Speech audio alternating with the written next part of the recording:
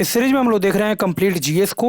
और जीएस में भी आपका पूरा हिस्ट्री, ज्योग्राफी, इकोनॉमिक्स, पॉलिटी और जनरल साइंस। तो अगर आप किसी भी गवर्नमेंट सर्विसेज का प्रिपरेशन कर रहे हैं, चाहे वो यूपीएससी हो, एसएससी हो, स्टेट पीसीएस हो, रेलवे हो या अदर कोई भी गवर्नमेंट सर्विस, तो उन सब में जीएस जो है वो सबसे ज़्यादा अहम रोल प्ले करेगा। इस पूरे सीरीज को हम लोग देखने वाले हैं वन लाइनर के फॉर्म में। करीब करीब 10,000 के करीब वन लाइनर होगा ये। तो आपका मैक्सिमम रिवाइज हो सकेगा कम से कम समय में।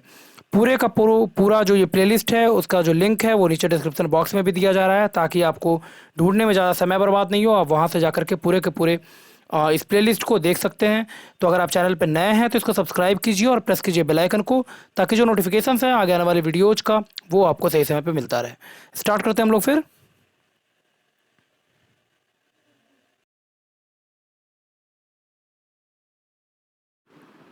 लास्ट वीडियो में हम लोगों ने देखा था यहाँ तक, मंत्रिपरिषद को त्यागपत्र देना पड़ता है यदि लोकसभा मंत्रिपरिषद के विरुद्ध अविश्वास प्रस्ताव को पारित कर दे। अब आगे मूव करते हैं। वित्त विधेयक पेश किया जाता है लोकसभा में। लोकसभा से पारित होने के बाद ये राज्यसभा में भेजा जाएगा। वित्त विधेयक मनी बिल को राज्यसभा केवल 14 दिन तक अपने पास इसको रोक सकती है। वित्त विधेयक को यदि राज्यसभा वित्त विधेयक को पारित करके 14 दिन के अंदर लोकसभा को नहीं भेजती है तो विधायक को पारित जो है वो माना जाएगा। वित्त विधेयक को यानी मैक्सिमम 14 दिन तक राज्यसभा इसको अपने पास रोक करके रख सकती है। अगर उसने पास कर दिया तब तो ठीक है, और अगर उसने कोई अपना विचार जो इस पर नहीं दिया तो ऐसा माना जाएगा कि ये जो विधेयक है, यहाँ विधायक नहीं, ये विधेयक जो है वो पारित माना जाएगा यहाँ पे। ठीक है, तो ये क्वेश्चन पूछता है कि मैक्सिमम राज्यसभा कितने दिनों तक रख सकती है अपने पास रोक करके, तो इसका आंसर हो जाएगा 14 दिन तक। यदि राज्यसभा वित्त विधेयक में कोई संशोधन करती है तो लोकसभा के विवेक पर निर्भर है कि संशोधन को स्वीकार करे या फिर अस्वीकार। यानी वित्त विधेयक से संबंधित जितना भी पावर है वो है लोकसभा के पास। वित्त विधेयक को राज्यसभा 14 दिन तक रोक सकती है। कोई संशोधन के लिए अगर रिकमेंडेशन वो करती है तो लोकसभा का ये डिस्क्रिशनरी पावर है कि उसको वो एक्सेप्ट करे या फिर डिनाई करे। लोकसभा सदन में स्थान को रिक्त घोषित कर सकता है यदि लोकसभा का कोई सदस्य जो है वो लोकसभा की अनुमति के बिना सदन से 60 दिन तक गायब रहे या फिर अनुपस्थित रहे। लोकसभा सदस्य की न्यूनतम आयु होनी चाहिए 25 वर्ष। राज्यसभा सदस्य की न्यूनतम आयु होनी चाहिए 30 वर्ष। राष्ट्रपति संसद के दोनों सदनों को बुला सकता है अनुच्छेद 85 के तहत। ज्वाइंट सिटिंग अनुच्छेद 85 के तहत राष्ट्रपति जो है वो बुला सकता है। संसद के दोनों सदनों के बीच असहमति का हल ढूंढने के लिए दोनों सदनों की संयुक्त बैठक का उपबंध है संविधान के अनुच्छेद 108 में। राष्ट्रपति कब बुलाएगा? अनुच्छेद 85 के तहत, जब उसका मन करेगा। और अगर किसी तरह का कोई असहमति हो रहा है दोनों सदन के बीच में कोई बिल वगैरह को पास करने में, तो उस कंडीशन में अनुच्छेद 108 के तहत दोनों सदनों का संयुक्त बैठक बुलाया जाएगा। संयुक्त बैठक की अध्यक्षता करता है लोकसभा का अध्यक्ष। ये मोस्ट इंपॉर्टेंट है कि अगर ज्वाइंट सिटिंग 108 के तहत अगर बुलाया जाता है तो उस कंडीशन में जो लोकसभा का जो स्पीकर है वही उस मतलब दोनों सिटिंग का यानी लोकसभा और राज्यसभा का हेड बनेगा। कौन? लोकसभा का अध्यक्ष। नेक्स्ट है इसके बाद, संसद के संयुक्त अधिवेशन के लिए गणपूर्ति या फिर कोरम दोनों सदनों के सदस्यों की कुल संख्या का 1/10वां भाग। वित्त विधेयक पेश किया जाता है लोकसभा में। लोकसभा की प्राक्कलन समिति में सदस्य होते हैं सिर्फ लोकसभा से 30 सदस्य। लोक लेखा समिति में सदस्य होते हैं 22। 15 जो है वो लोकसभा से होगा और 7 जो है वो राज्यसभा से। नेक्स्ट है, उच्चतम न्यायालय और उच्च न्यायालय के न्यायाधीशों की नियुक्ति का अधिकार है राष्ट्रपति को। न्यायाधीशों को हटाने के लिए महाभियोग की प्रक्रिया का वर्णन है संविधान के अनुच्छेद 124(4) में। न्यायाधीशों को हटाने के लिए महाभियोग यानी इम्पीचमेंट जो है, और इम्पीचमेंट लगेगा किस पे? तो ये लगेगा हाई कोर्ट के जस्टिस पे और सुप्रीम कोर्ट के जस्टिस पे, संविधान के अनुच्छेद 124(4) के तहत। अब देखते हैं कि इसमें कैसे कैसे वो लगाया जाएगा इम्पीचमेंट न्यायाधीश के ऊपर। तो हटाए जाने के लिए संसद की प्रत्येक सदन द्वारा अपनी कुल संख्या के बहुमत द्वारा तथा उपस्थित और मत देने वाले सदस्यों के कम से कम 2/3 बहुमत द्वारा तथा समर्थित समावेदन राष्ट्रपति के समक्ष उसी सत्र में रखे जाने पर राष्ट्रपति के द्वारा आदेश जब दिया जाएगा तो उस कंडीशन में इम्पीचमेंट का जो प्रोसेस है वो स्टार्ट हो जाएगा। कम से कम 2/3 बहुमत के द्वारा ये पास होना चाहिए। ठीक है, अपनी कुल संख्या के बहुमत द्वारा तथा उपस्थित और मत देने वाले सदस्यों के कम से कम 2/3 बहुमत के द्वारा। नेक्स्ट है इसके बाद, महाभियोग का प्रस्ताव संसद के किसी भी सदन में प्रस्तुत किया जा सकता है, या तो लोकसभा या फिर राज्यसभा। सबसे पहले लोकसभा में प्रस्ताव लाने के लिए 100 सांसदों की और सर्वप्रथम राज्यसभा में प्रस्ताव प्रस्तुत करने के लिए 50 सांसदों की हस्ताक्षर युक्त सहमति आवश्यक होती है अगर किसी जस्टिस पे इम्पीचमेंट का जो कार्रवाई है वो अगर स्टार्ट करना है तो। लोकसभा में मिनिमम 100 सदस्यों का और प्रस्ताव लाया जाएगा कब, जब 100 सदस्य रिकमेंड करेंगे लोकसभा में और 50 ये सांसद जो हैं वो अगर रिकमेंड करते हैं राज्यसभा में, तो उस कंडीशन में इम्पीचमेंट की प्रक्रिया जो है वो प्रारंभ की जाएगी किसी जस्टिस के ऊपर। लोकसभा में अध्यक्ष और राज्यसभा में सभापति इस प्रस्ताव को स्वीकार कर सकते हैं या फिर नहीं भी। अगर स्पीकर का मन करेगा कि वो जो ये इम्पीचमेंट स्टार्ट किया जा रहा है उसको एक्सेप्ट करे या ना करे, तो वो डिस्क्रिशनरी पावर है लोकसभा में स्पीकर के लिए और राज्यसभा में सभापति के लिए, चेयरमैन के लिए। प्रस्ताव स्वीकार करने के बाद 3 सदस्य जांच समिति का गठन होता है। जांच समिति अपना प्रतिवेदन सदन को प्रस्तुत करती है। यदि प्रतिवेदन में न्यायाधीश पर लगाया गया आरोप को सही ठहराया जाता है तो महाभियोग प्रस्ताव पर संसद में मतदान होगा।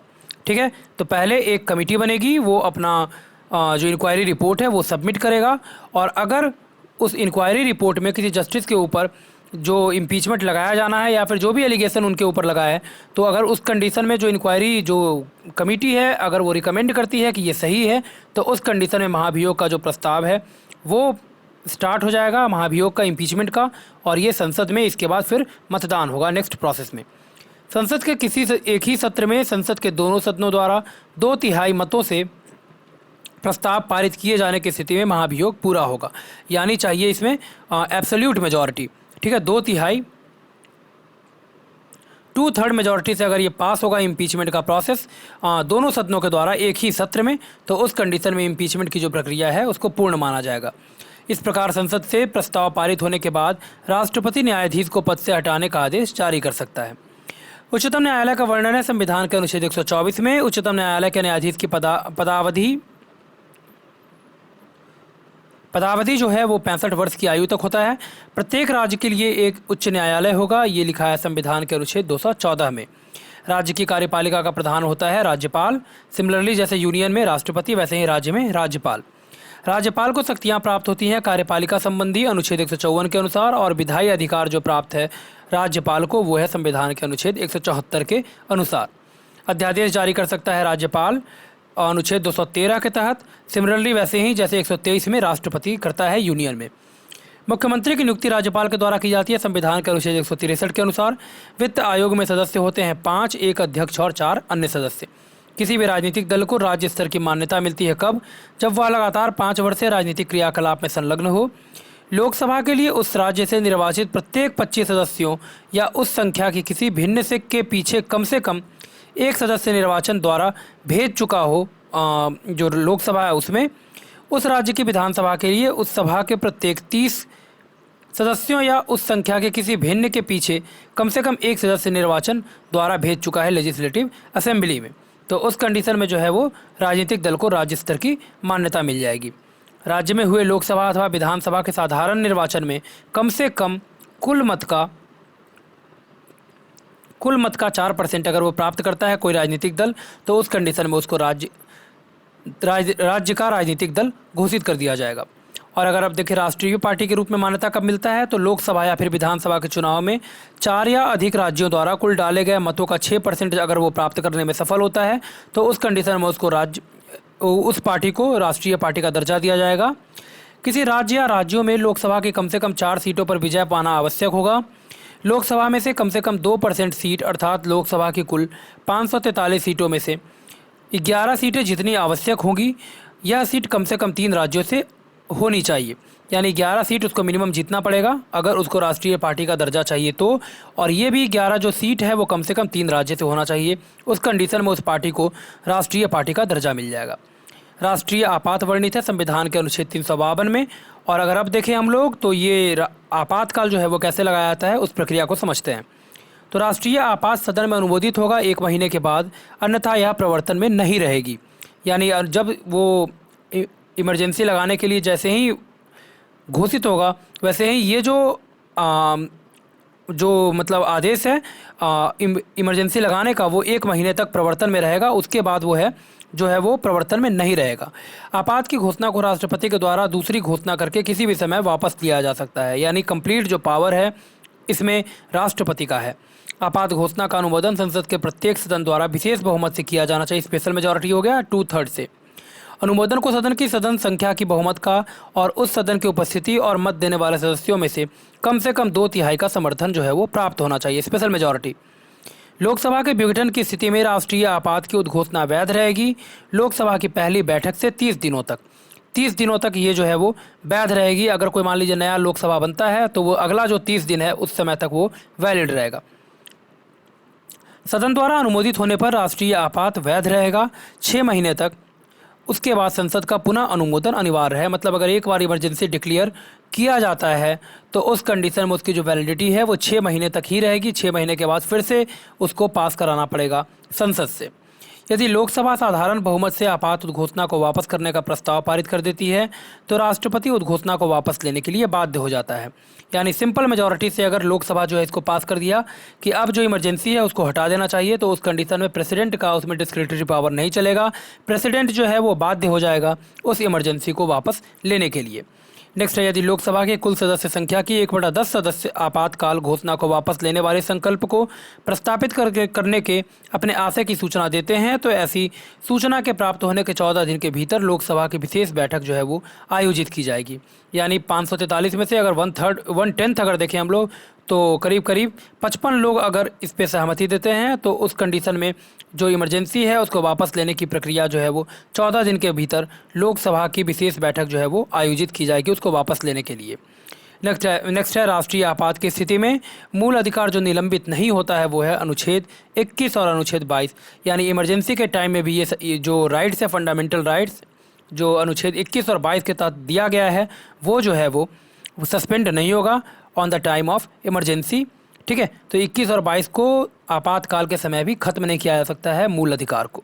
तो यहीं पे छोड़ते हैं, मिलते हैं नेक्स्ट वीडियो में।